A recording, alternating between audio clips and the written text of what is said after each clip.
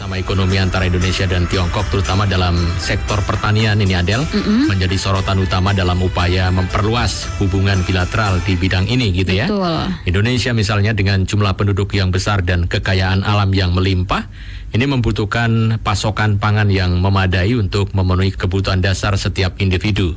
Namun dalam dinamika ekonomi Indonesia, kerjasama antar negara ini juga menjadi kunci penting dalam memperkuat ketahanan pangan, khususnya melalui sektor pertanian, begitu Adel? Betul sekali Bagas. Dan pendengar, kerjasama ekonomi antara Indonesia dan Tiongkok tentunya menawarkan potensi besar ya Bagas untuk mengoptimalkan produksi pangan dan meningkatkan ketahanan pangan di kedua negara. Dalam menghadapi tantangan global seperti fluktuasi harga pangan dan ketidakpastian iklim, kerjasama bilateral seperti ini akan menjadi semakin relevan. Melalui pertukaran teknologi, pengetahuan, dan praktik terbaik dalam pertanian, kedua negara dapat saling memperkuat kapasitas produksi dan mengatasi tantangan yang dihadapi dalam memenuhi kebutuhan pangan masyarakat. Iya, betul. Salah satu contohnya adalah sebuah sawah di Bali misalnya yang mempererat hubungan antara Tiongkok dan Indonesia pada bulan Mei 2024 lalu dalam rangka memperingati perayaan 21 tahun hubungan provinsi kembar atau sister province antara Provinsi Yunnan di Tiongkok dan Provinsi Bali di Indonesia. Sebuah proyek budidaya padi organik yang didanai oleh Tiongkok ini diluncurkan Adel di Desa Jatiluwih, Kabupaten Tabanan, Bali. Sebagai informasi, pada tahun 2005, Provinsi Hainan Tiongkok dan Bali sepakat menjalin kerjasama di bidang pariwisata, pendidikan, dan infrastruktur sebagai sister province yang juga diharapkan dapat membawa kemajuan positif bagi kedua provinsi.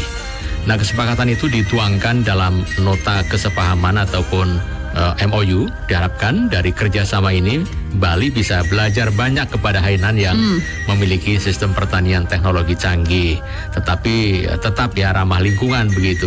Hainan merupakan salah satu provinsi yang direncanakan dengan baik karena memiliki master plan pembangunan yang baik. Hal tersebut juga berdampak terhadap perekonomian daerah itu yang pendapatan per kapitanya 5 kali lipat dibandingkan dengan pendapatan per kapita Bali. Betul, jadi ini proyeknya sudah 21 tahun ya, sister province antara Bali dan Provinsi Hainan. Dan kembali lagi ke proyek budidaya padi organik ya yang didanai oleh Tiongkok yang diluncurkan di Desa Jatiluwih, Kabupaten Tabanan, Bali ini didukung oleh Asosiasi Masyarakat Yunnan untuk Persahabatan dengan Negara-Negara Asing atau Yunnan People's Association for Friendship with Foreign Countries.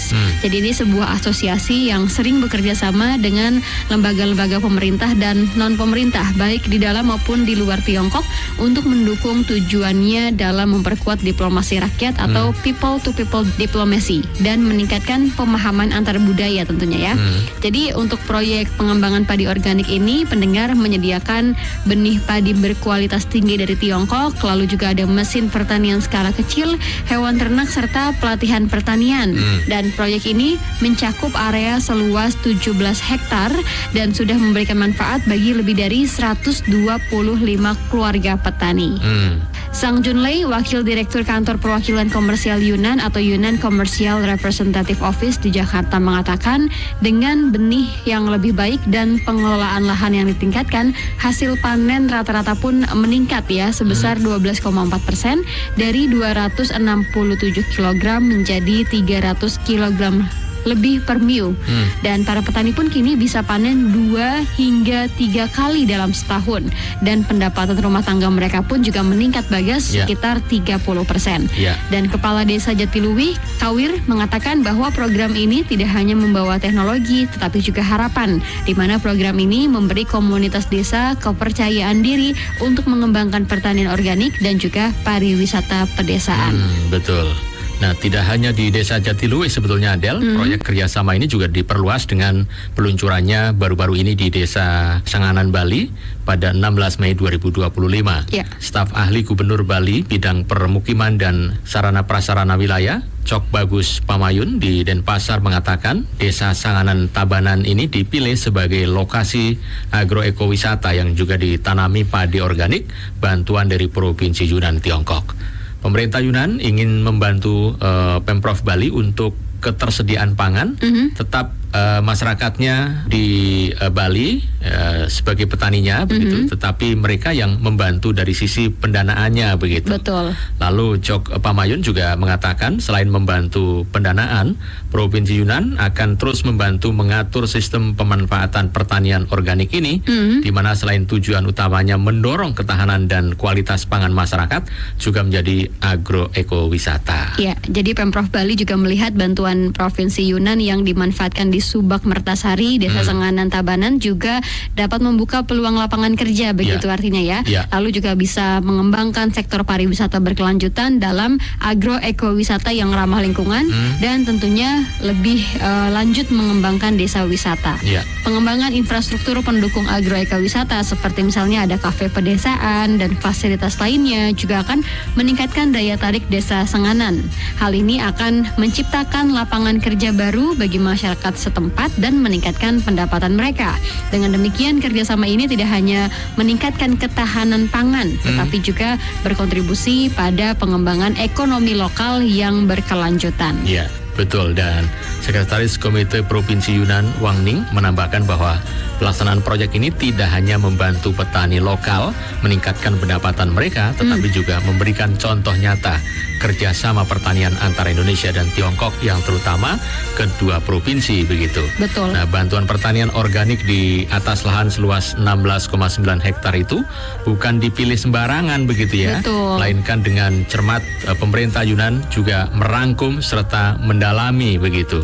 Pemerintah Provinsi Yunnan mengatakan selama ini Yunnan dan Bali sudah saling membantu mencapai tujuan bersama.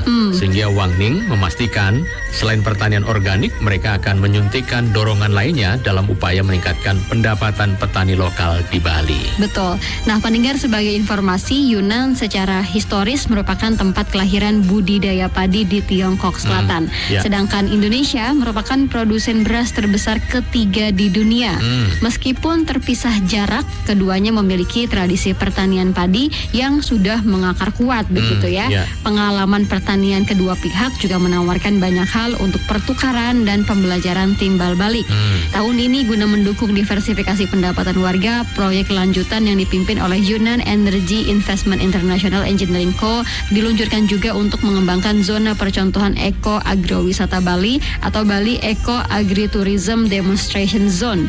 Jadi proyek ini memadukan pertanian dengan pariwisata dengan menginvestasikan 30% dana proyek untuk peningkatan pertanian dan 70%-nya untuk infrastruktur pariwisata seperti jalur pematang sawah, anjungan pengamatan, dan juga tadi ya kafe kopi atau kedai kopi yang ada di tengah sawah. Iya, betul. Dan proyek ini juga merupakan bagian dari hubungan pertanian yang terus berkembang antara Tiongkok dan Indonesia ya, Del. Betul. Sejak 2005 misalnya lebih dari 90% benih padi hibrida Indonesia diimpor dari Tiongkok begitu. Para pakar dan perusahaan pertanian dari Tiongkok juga telah lama mendukung ketahanan pangan Indonesia melalui pengembangan benih, pasokan mesin, dan juga pelatihan teknis. Observasi dari Indef menunjukkan bahwa teknologi pertanian di Indonesia masih mengandalkan metode tradisional karena minimnya pendidikan petani dan pelatihan dalam penggunaan teknologi pertanian modern. Perkembangan teknologi pertanian di Tiongkok ini juga menjadi peluang bagi Indonesia untuk meningkatkan kerjasama pertanian yang dapat mengakibatkan pertukaran teknologi pertanian antara kedua negara gitu ya. Nah, dampaknya adalah teknologi pertanian Indonesia dapat diperbarui dengan adopsi teknologi terkini dalam era digital. Kolaborasi antara Indonesia dan Tiongkok dalam pemanfaatan lahan perkarangan masih dominan, menunjukkan bahwa tingkat daya beli negara tujuan terhadap barang dan jasa yang diimpor dari luar ini mempengaruhi kerjasama tersebut begitu. Betul. Selain itu juga kedua negara menghadapi tantangan ketahanan pangan ya. Jadi kerjasama di bidang pengembangan padi ataupun pertanian organik ini menjadi landasan penting dalam hubungan bilateral kedua negara. Seperti yang dikatakan bahwa kita tidak hanya mempertumbuhkan tanaman, tetapi juga mempertumbuhkan masa depan bersama.